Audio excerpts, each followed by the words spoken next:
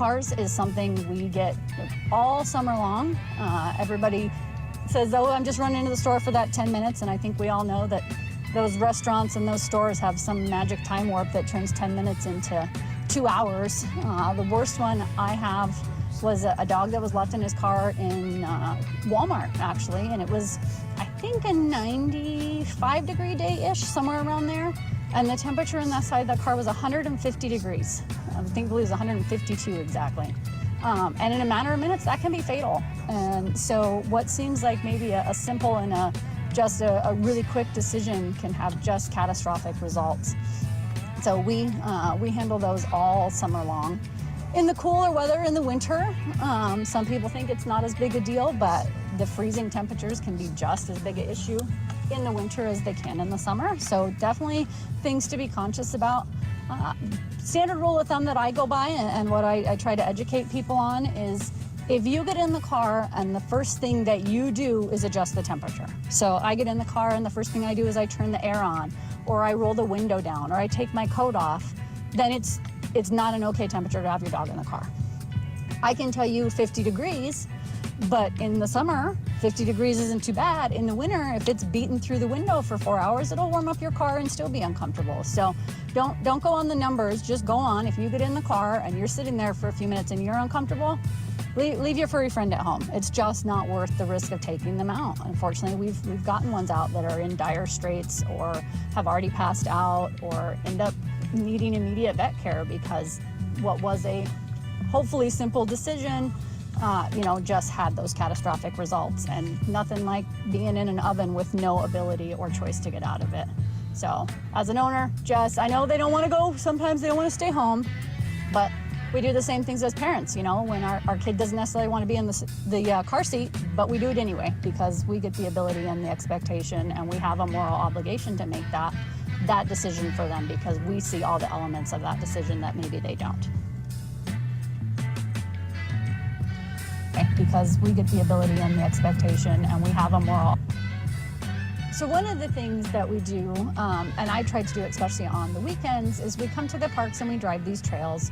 We do get a lot of complaints about dogs off leash or people walking with their dogs, playing fetch, things like that in the parks with no leash or no restraint. The dog off leash by city code is a violation, and it does seem pretty simple, I think, to most people, especially if they're out here by themselves kind of doing their thing. What's the harm in it?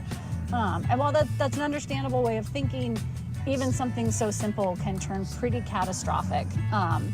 For example, my dog is very well behaved, an amazing little dog, but he's actually not a huge fan of other dogs. So even if your dog is super friendly and nice and comes up to my dog who's on the leash, then my dog may get defensive, and if a fight starts, because the other dog was the one off leash, a lot of times that's the dog considered at fault because they were off the leash and unrestrained and able to go up to the other dog. So it may not even be anything to do with your dog in general, not liking people or not liking other dogs. It's just you are not in control of the situation or of the dog by not having that leash on.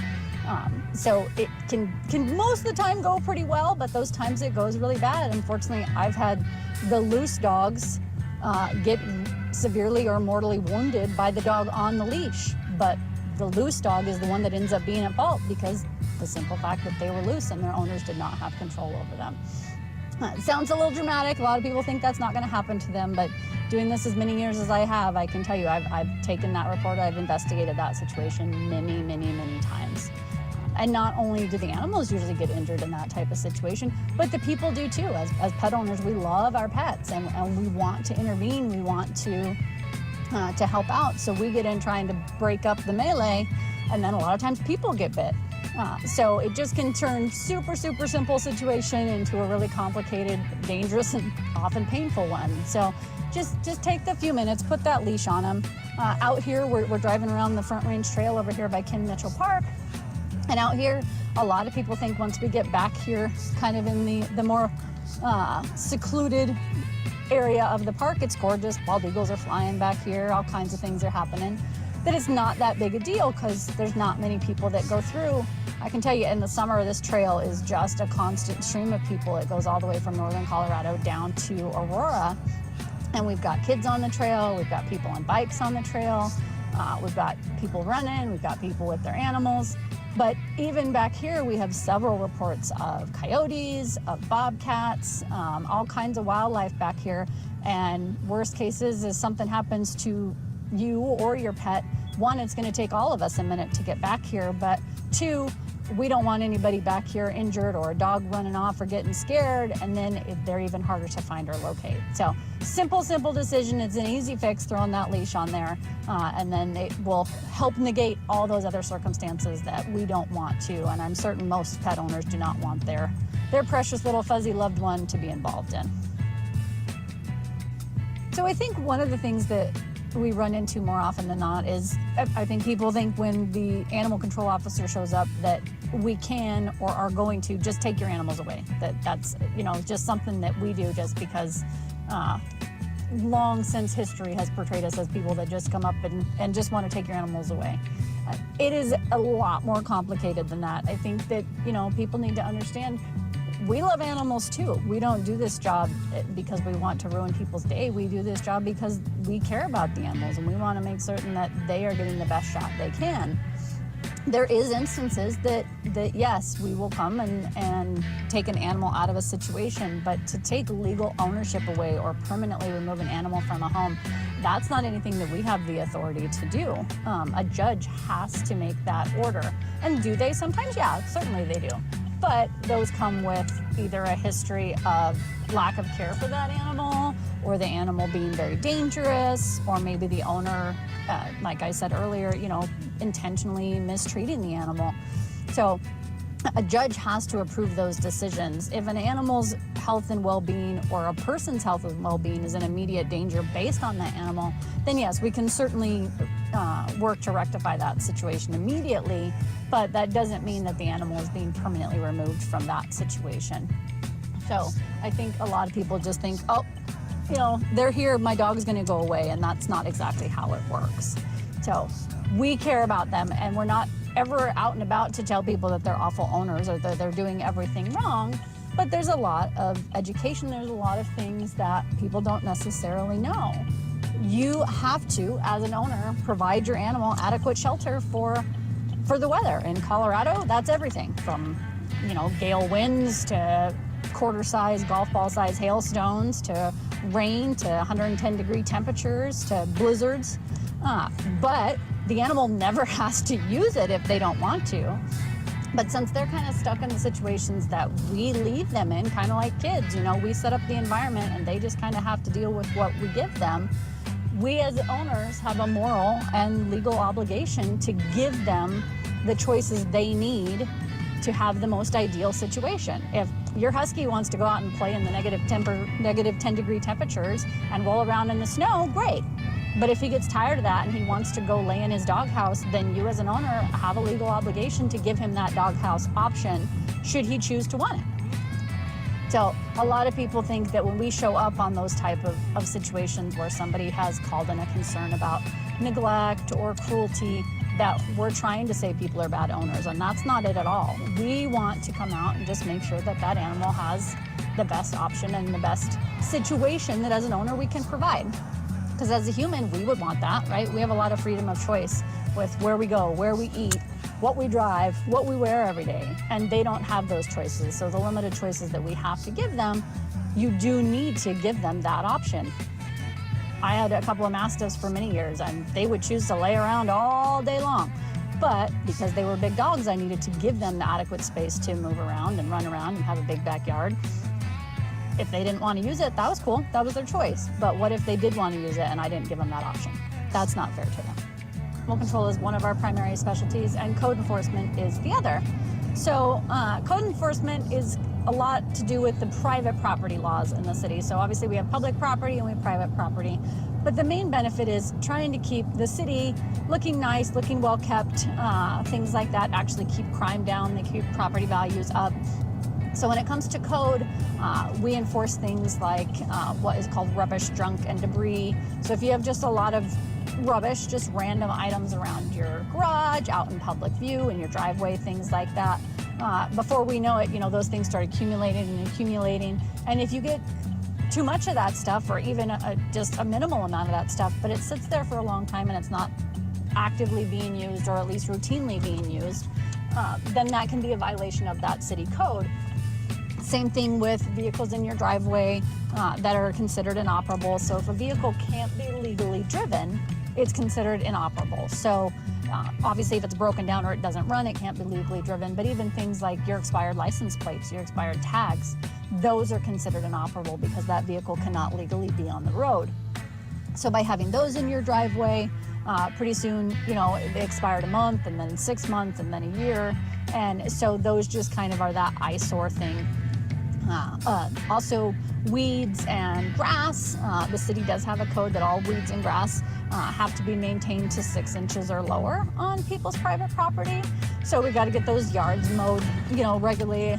We get a lot of complaints about the alleys. Not everybody understands that even though they keep the front part of their property pristine, that alley in the back, if you were to divide the alleys half, straight down the middle, the half that's adjacent to your property is your responsibility, and the half that's adjacent to the property across the alley is their responsibility.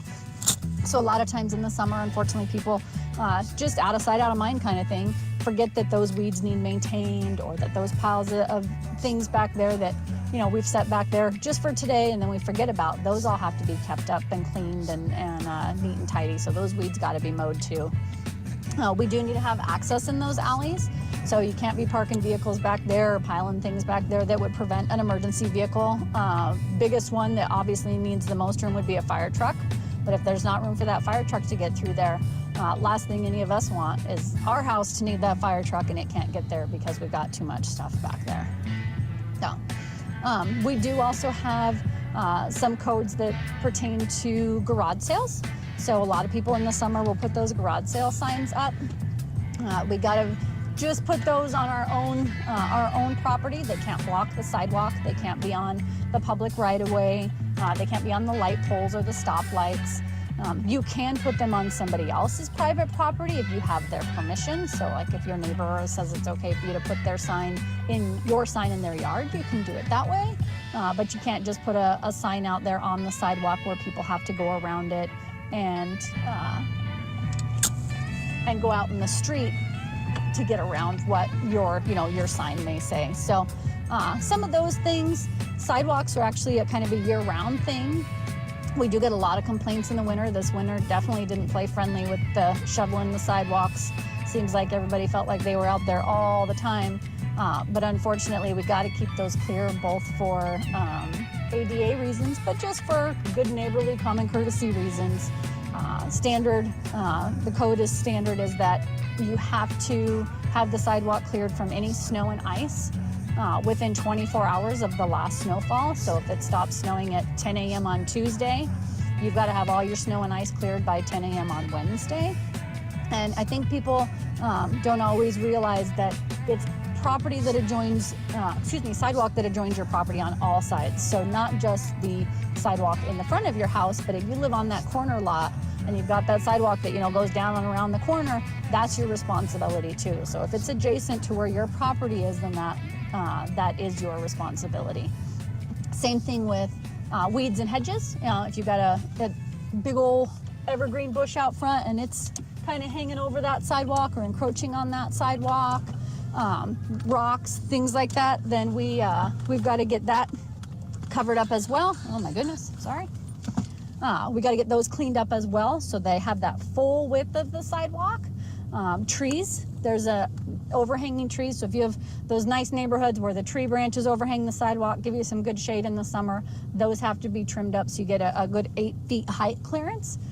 I don't know anybody that's 8 feet tall, but I do know people that are super duper tall, and I'm sure they don't want to have to duck underneath those trees. So the code is the 8 feet, I think, for whatever may decide to go wandering down the sidewalk. We are on our way to the Riverdale Animal Shelter for a tour of the intake of where we take animals when they're stray or confined within our city and we're not able to find their owners.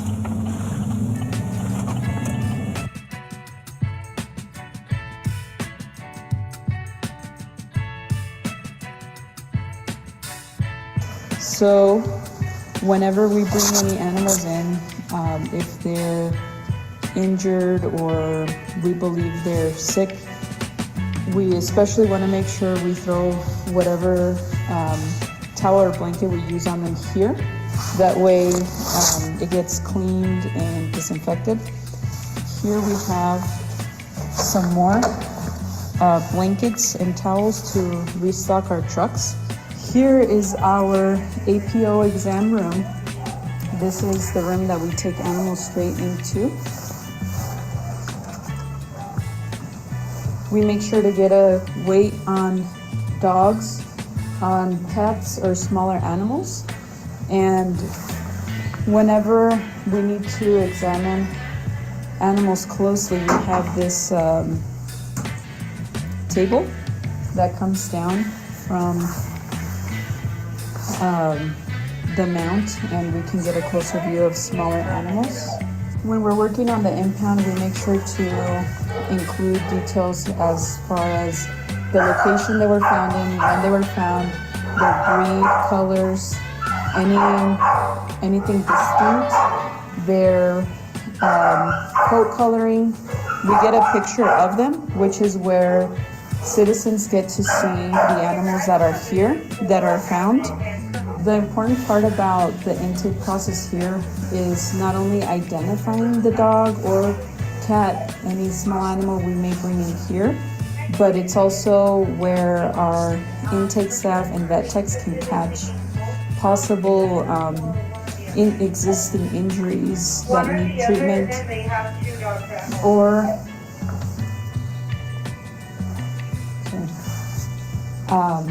where we can catch any existing injuries, any possible diseases, anything that needs treatment. Sometimes we find masses, lacerations. We can discover that their matting is becoming painful, possibly something we need to address with the owners, or any other irritations that the owners may not be aware of. Here is our cat or small animal APO hold room. This is where cats or small animals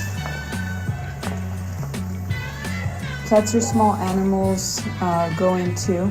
These are already preset. They give each animal plenty of room to move around. Over here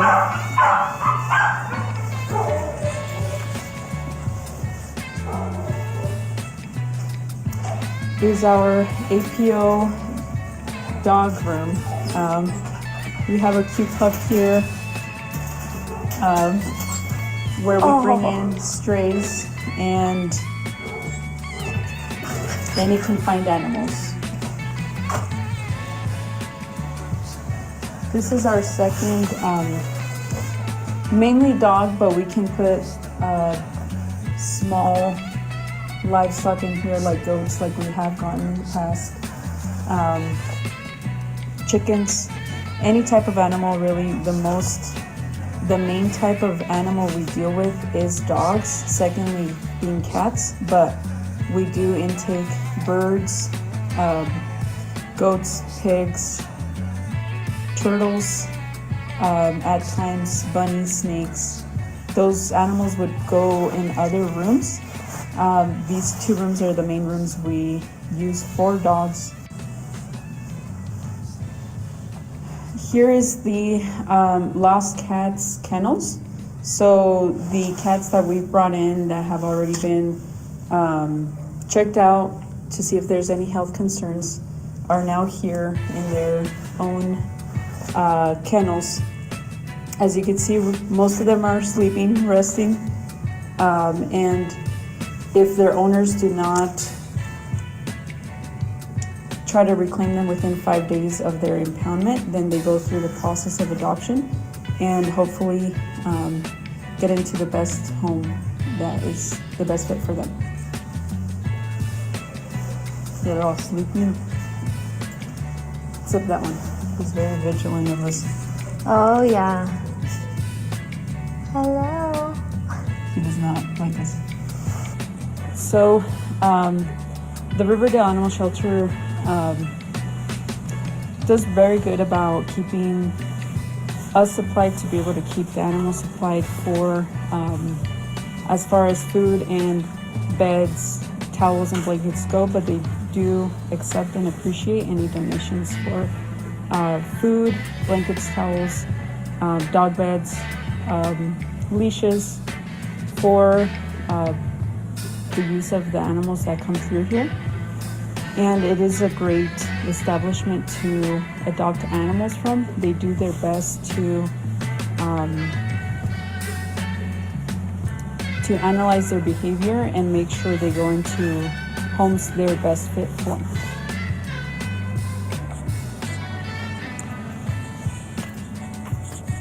I'm Community Services Officer Plank for Brighton Police Department. Community services here in our town covers animal control and code enforcement. I am going to focus more on code enforcement. We have another officer that is also going to be more code focused. We will still help with animal control. We are trained with both. So I would like to take the opportunity, I guess I should say, to show you one of our animal control trucks. So these were made for us. They come with all the bells and whistles that you need in law enforcement. We can hook our computers up there. We've got our lights.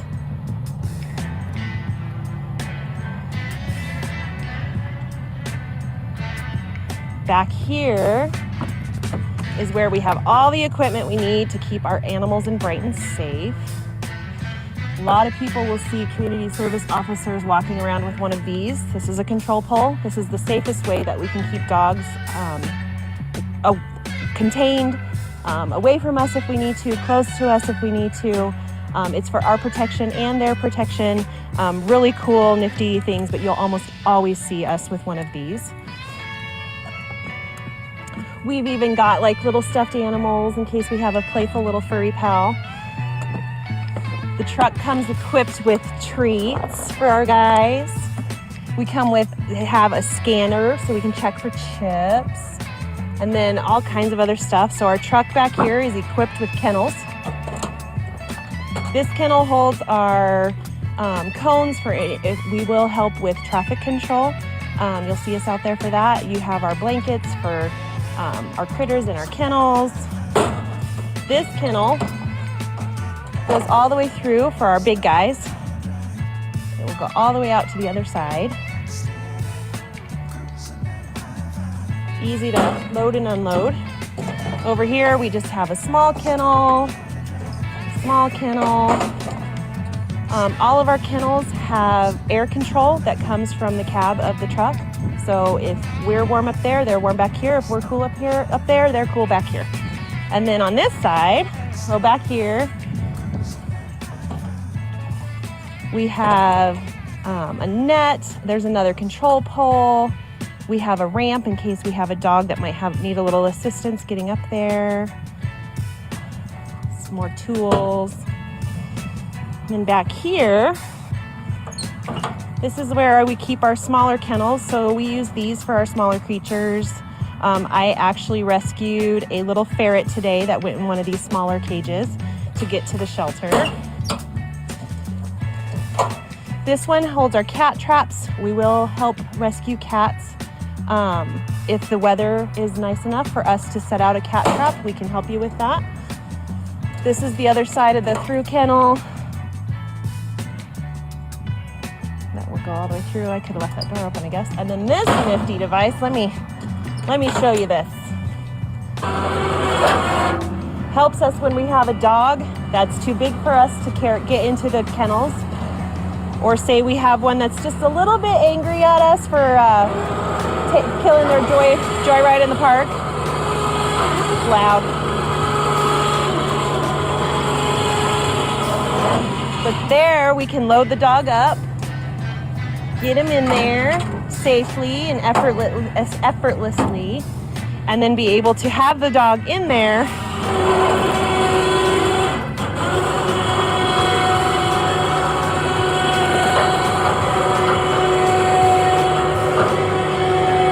and safely just push him in. That has been really, really nice. I rescued a very angry mastiff one time that this came in very handy for. He was not happy with me. That helped a lot. And then again, we just have what we need. We have like equipment and again, just little fluffy, furry things for our pets sometimes. And that's our trucks. Kai, I don't like being on camera, I told you. My name is Omar Mendoza, and I am a CSO for the City of Brighton. I'm coming up on 2 years in about 2 weeks. But previously, I was a CSO in Estes Park. Dealt with a lot of wildlife out there. It was awesome. We are going to Osprey Drive. For those of you familiar with the town, it's that new neighborhood, or newish neighborhood,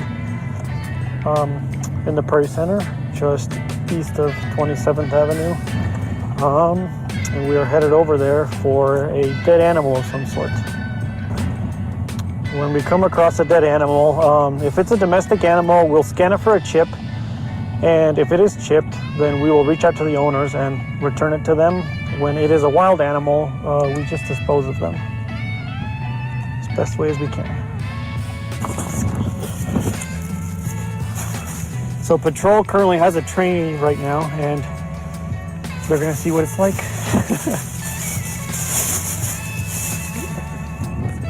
Muskrat, there we go, that's what I was. The streets stole its sparkle. Fun fact about me is I used to work animal control. And you still like coming to animal calls? Absolutely. And everything we address, there's a further reason for it. So, for example, let's touch on weeds, for example. That's something that's coming up here soon. It's going to become a big issue. And, you know, apart from them not looking the best, you know, there is a reason behind it. Overgrown weeds can cause rodents to live on your property. It poses a fire hazard. And on a specific situation just up the street here, there was actually a theft that occurred, and the victim was asking why nobody saw them while they were doing it. And we pointed out that they have 6-foot weeds in front of their house. So the suspects were able to hide in the brush to go undetected. So there is a bigger picture to everything that we do here in town. You know, it's not just because we don't like your weeds. 9-7, I'll take the animal call. So, somebody found a stray dog, and they currently have it in her yard. So we're on our way to pick it up. We'll take the dog, and then I'll scan it for a chip. If it's chipped, we'll try and contact the owner, and hopefully it is, and we can just return it home. So that's why it's important to get your dog's microchip, so that way we can return it home and save you all those shelter fees later on.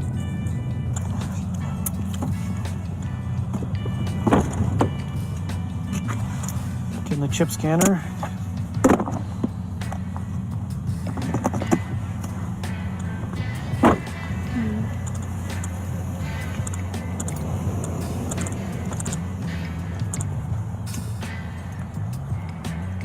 Hello again. How are you? Okay. I'll hold it if you will. Another husky, huh? Yeah, I've seen this one before. Have you? Yeah. Actually, let's see if I can scan her from here. As you can see, I'm covered in dog hair. That's pretty normal. All right, so he was chipped. So let me add the chip number to the card before I forget it.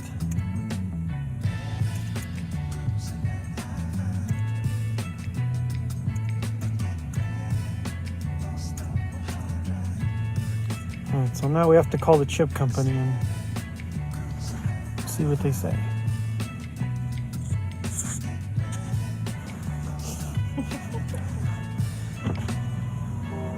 Yeah, it's part of the job. Alright, so like I mentioned earlier, it's always about looking at the big picture. You know, the city of Brighton does have codes against animals running at large. And, you know, a lot of people think that we're just picking on them because of it. But what they don't realize is that, you know, if your dog is out running around and it causes a car accident, you're responsible for that whole thing. So, you know, it's all about looking at the big picture. And of course, we wouldn't want your dog to get hit by a car. I don't believe anyone's home, so let me go check first before I get the dog out of the vehicle.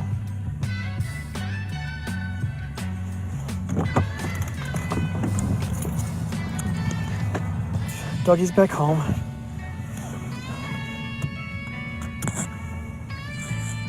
So today it's more of like a verbal warning than anything, because no history with the dog. So the reporting party for that call has been the reporting party for several calls that I've taken before. So like, I know her well, you know, we're pretty much on a first name basis already. But she lives by herself, and so every time I'm in the area, I'll swing by just to say hi to her. You know, it's going that little extra mile. You know, I'm pretty sure she appreciates company, even if it's for only a couple minutes. I'm Officer Lawrence Hernandez. I've been with the division for about 3.5 years. And before that, I did about 15 years in retail at loss prevention, catching shoplifters from Kohl's to Home Depot to Kmart even, and I've been doing that. And that's actually how I kind of fell in love with working with law enforcement. I always knew I wanted to do something when it came to bettering my community and working within my community without actually being a patrol officer, because not every single person is a patrol officer. Some people are, you know, records technicians. Some people are, you know, property and evidence. For me, I fell in love with doing community service and doing animal control and code enforcement. When I was offered this position, I jumped at it.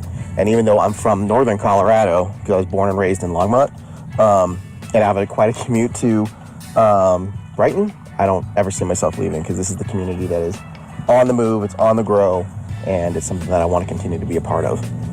So on these kind of colder days, when we're not getting a whole lot of reactive calls that are coming in from the community, we have to go out and be proactive ourselves. So I know that there's a big piece of graffiti that I pass by every single day on Highway 85 that I've been meaning to address. And so we're just gonna head on over there and take a look at it and hopefully get that addressed and removed from where it was. It's right here. So we got two different sets of graffiti, and then on this other side,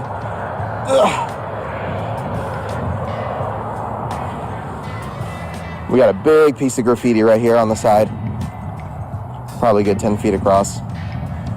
So basically with graffiti, whenever we see this, we always have to try to contact the property owner to get them to clean it up, mostly because it's a nuisance, and typically people use it to mark their territory. So one of these says clone and the other one says LYSE.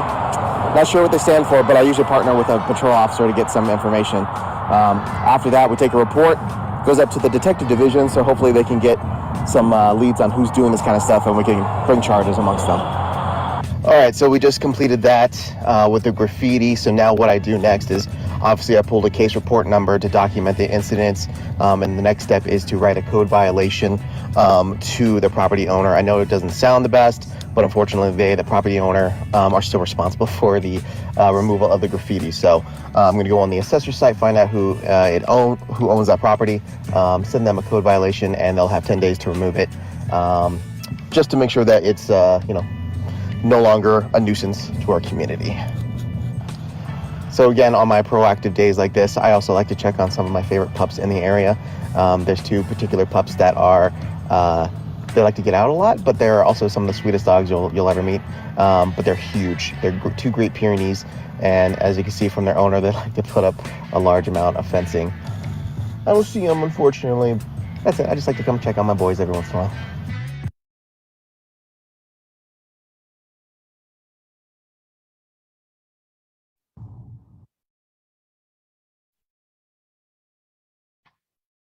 All right. So we definitely had some technical difficulties at the beginning. It looks like we may still, give us a second, in terms of streaming to Facebook. Looks like we might be frozen over there again, but that's okay. We will continue. Kristen, do you want me to continue or shall I leave? Yeah, go ahead and continue. Okay, so I will reintroduce who we have here with us. We have Commander Doug Infeld. He oversees the Community Services Division. We also have Jonathan Staten. He is the supervisor for Community Services. And instead of doing a PowerPoint this quarterly community meeting, we really wanted to give everyone a glimpse into what community services means, what they do, what their job looks like every day out on the street. So I rode with them for the last couple weeks, and we threw that video together for you in order to kind of give you a peek inside what it all looks like. So it looks like on Facebook, I haven't received many questions. I've received some comments. There's some comments that I'll probably touch base with people in private messages relating to specific issues that have to do with speeding and specific addresses and things like that. I know I also saw, let's see if I can pull up the other comments. I also saw a comment about someone who leaves their dog out in the cold all night and they bark. So I don't know if Commander or Jonathan, if you would like to talk a little bit more about that, maybe about when to call animal control if you think somebody might be neglecting their animal, or kind of what that looks like. Well, I thank you very much, and thank you for putting all this together. Great job on the video. CSOs, our normal hours of operation are 7 days a week, 7 a.m. to 5 p.m. So, you know, things that might happen after 5 p.m. up until 7 a.m. You know, we always like to have people call in to the non-emergency police dispatch number. That way, if there's something that does need a quicker response and cannot wait till we get there at 7:30, 8 o'clock the following morning, then at least an officer on duty can get out there and make contact and do as much as they can. So, you know, as far as the animals outside, the weather and the temperature, whether it's on the cold, freezing, snowy ice side, or even on in the extreme, you know, the hottest days of summer, whether it's outside or in a car, temperature and weather is a huge concern for us and for, as everybody knows, for their pets, for the pets. So we want to make sure that they are taken care of, that they do have shelter, that they do have water, that they do have food, that they're not left outside or in a car for incredible lengths of time. Barking, that's fairly common concerns that we do get through the different ways that people can submit concerns to us. But, you know, it is considered a nuisance, a noise nuisance. So we do look at each complaint. We do follow up on each complaint to see, you know, a lot of complaints are valid. A lot of complaints we do hear and witness for ourselves. A lot of times when we do follow up or when we get to it, it's, you know, when we happen to get there, it's not happening. And that's when we rely on the citizens, the residents of Brighton to help us and to also be our eyes and ears out there. Thank you. Commander, did you have anything you wanted to add to that? I think the only thing that, or first off, yeah, I just want to, I appreciate all, I think everyone can see the passion that the community service officers have for doing their job and serving the citizens of Brighton. We have a great community, and we want to do everything we can to continue to make it a place that everybody's proud to call home. The specific issue regarding if it's cold out, certainly give us a call. As Jonathan mentioned, our municipal code does state that animals have to have shelter and they have to have food and water. And like CSO Howlett mentioned in the beginning, whether they choose to use that or not is sort of, you know, the animal's choice, but you have to have it available for them. If you see an animal that you think is being mistreated, then absolutely give us a call. Jonathan mentioned you can utilize the non-emergency number. during the hours that, whether the CSOs are in service or an officer's in service. The other way that you can get in touch with us is utilizing the report of concern on the City of Brighton Police Department page, and that'll take you to a link for our C-Click fix. So that's another way to do that, because we do want to go out and check on the animals. I mean, that is one of the, we don't like to use the term as much of animal control. We look at it as animal welfare. We are there looking after the welfare of those pets. The other thing that was mentioned is the barking, and believe me, everybody has different schedules, and barking can occur during the day when people are trying to sleep because there's shift work. And Jonathan's absolutely right. When that occurs, we'll come over there. If it's continuous and ongoing, then we will try to contact the owner. And like many things that we do, not only in the CSO municipal code world, but in the police world, we want to change the behavior. So it may not be a ticket right away. It may just be a warning and some information to help address that situation. And Jonathan's also absolutely correct that lots of times we get there and the dog's not barking. And so it's hard for us to know what's going on. So please, when you call in, let them know that you would like contact. And then we have some other ways that we can do that. We can get some information from you. We can get some information from your other neighbors, and then that helps us address it.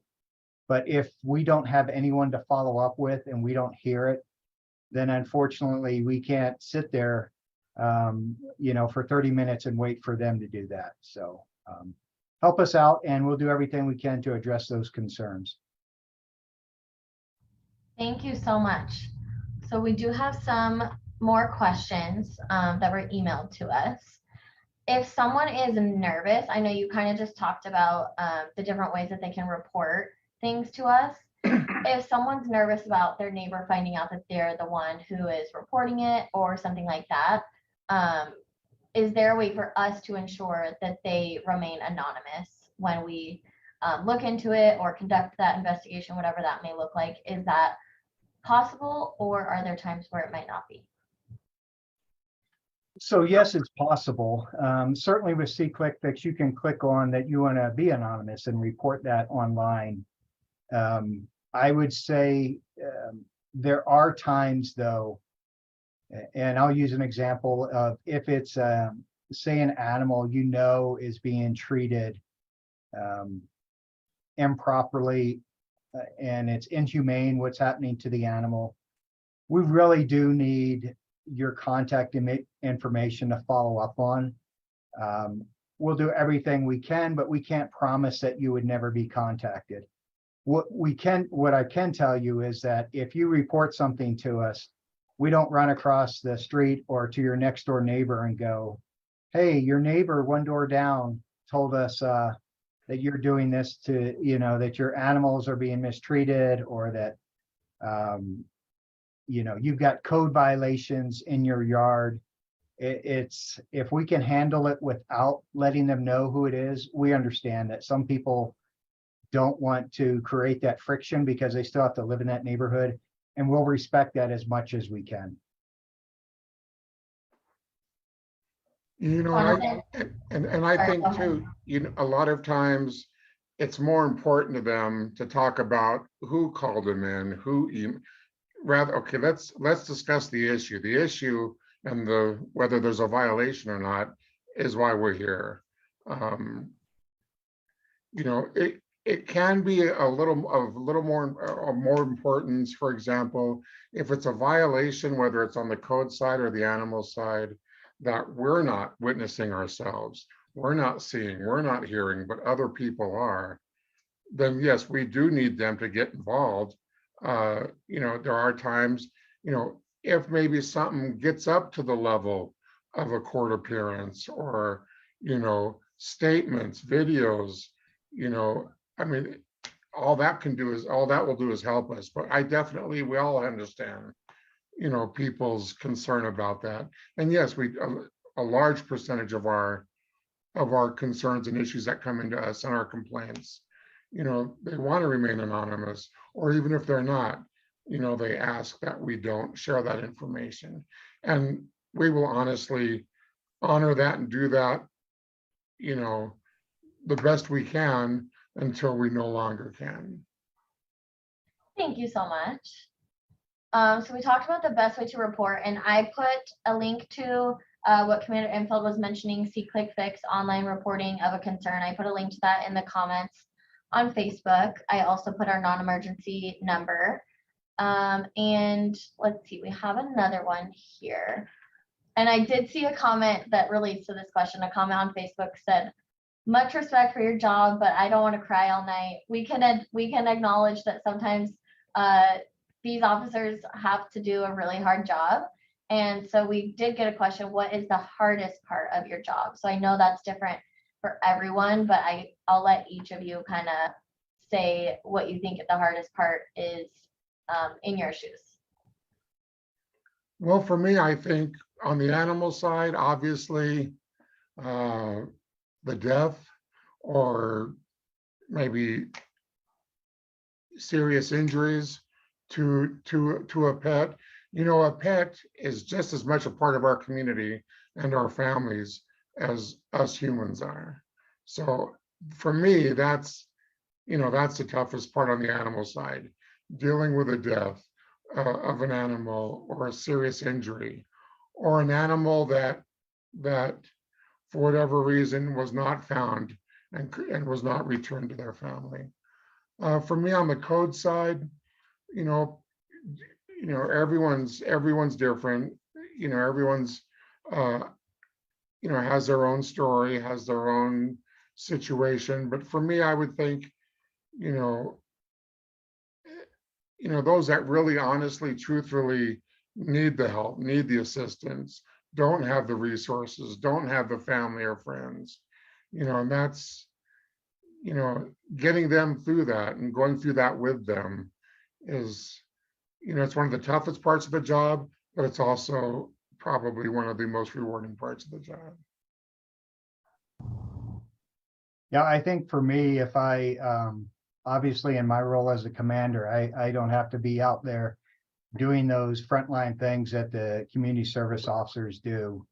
But I would agree with, I think on the side, obviously when we lose a pet, that's sad. I think the other part that I find, and when I discuss it with the community service officers, is when an animal's being not treated properly, because the animal doesn't have anyone to be its advocate. And you know, that's why we rely on our citizens to let us know, because we can't see everything all the time. So that, I think that's a tough time, because you know, I'm a pet owner, and I think it's just really sad how some people can treat their animals. On the code enforcement side, I think Jonathan's right. You know, our job is not out there to, we're not coming by to harass. And I think, you know, CSO Mendoza really explained it. There's greater reasons to keep our properties in good condition. And so there's a little bit of how can we work with the homeowner or the property owner to bring it into compliance. And sometimes that's difficult choices, because we know that some of these things cost money. And, you know, the city does have some great programs that we're able to work with other departments, like our streets. When it comes to replacing sidewalks, there's a cost share program. There's a cost share program for trees that need to be removed. So we'll do everything we can to help those residents. And you know, the bottom line is, at the end of the day, they are responsible for that property. And sometimes that's tough conversations to have. Thank you so much. Time definitely flies when we're having fun. So we're almost up to our last couple minutes. I did want to say, because we did have some technical difficulties at the beginning when we were streaming to Facebook, that was CSO Howlett and CSO Gallegos at the beginning. Those were the two at the beginning. And I think we caught everybody else in our live stream. And I also want to recognize that it is Animal Control Officer Appreciation Week. So this is just perfect timing for this, for us to be able to share with our community what these officers do on a daily basis. They have a very important job, and they play a vital role in our community. So I'm glad we could have this virtual meeting to give a little sneak peek into what they do. Of course, when I go on ride-alongs with them, they get kind of limited calls, because that just seems to be the way the cookie crumbles most of the time. But hopefully we can do something like this again soon. And I want to give the two of you an opportunity to say anything else you'd like to say to close this out. The only thing I'd like to say is also, Kai, if you could share the number so they can call directly into community services. Yes. And then also just to let people know, the department does have a ride-along program. And lots of times it is they want to ride with police officers, but there are people out there that has, CSO Hernandez said, like, that's not where he saw himself serving his community. And so we welcome the opportunity for you to come in and schedule a ride along and go out with our community service officers and see what they do on a day-to-day basis. And that's the best way to really understand what their role is in the community, whether it's public safety or animal welfare or just the general appearance of our city. So I'd just like to share that. And I would just like to quickly say thank you all for going through this with us and letting us share all this with you. Before the Community Services Department or Division was formed, things were separate. You had the Animal Control, and then you had the Code Enforcement. And then several years back, the Community Services Division was formed. We have, the CSOs have their focuses. So there's going to be the animal focused CSOs and the code focused CSOs. All CSOs are trained the same. Everything is just as important. So it's not just, you just don't do what your focus is. Don't worry about if you're you can come to any of us or our division for any concern. And whether we are code focused or animal focused, we're trained to do it all. And we'll be more than happy to help you get through whatever you need to get through, no matter which discipline it's in. Thank you both so much. I did add the number directly to community services in the comments on Facebook as well. And I also earlier included a link to Riverdale Animal Shelter. They were so nice to let us take a look behind the scenes there as well. So you can go to their website to find adoptable animals and figure out there are multiple ways to donate to them. So I encourage everyone to take a look at that. They are wonderful partners of ours. And I think that is everything for now. Of course, as Commander Infeld said and Jonathan said, call us when you need us. And thank you so much for tuning in. And everyone have a great night. Thank you.